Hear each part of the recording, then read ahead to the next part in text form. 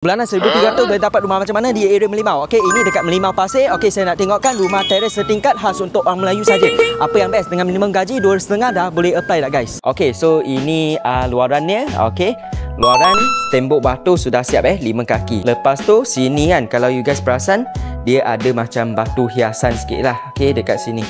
So dalaman rumahnya okey, tingginya 15 kaki. Okey. Okey, so dekat sini dia total ada 4 bilik. Ini bilik master dia. Okey. Dan dekat sini okey, tengok dia punya tandas. Okey.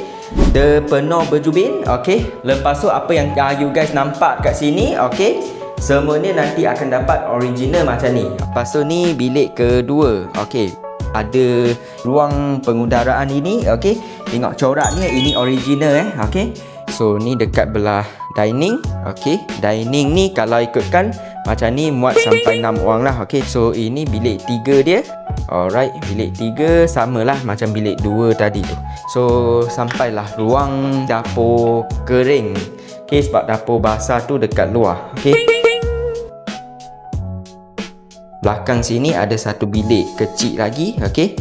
Bilik ni muat single bed lah. Okey. Lepas tu ada toilet dekat sini. Guys, so siapa yang nak tengok rumah cepat-cepat roger saya. Lepas tu kita boleh setkan untuk tengok rumah dekat sini. Okey, sekian, terima kasih.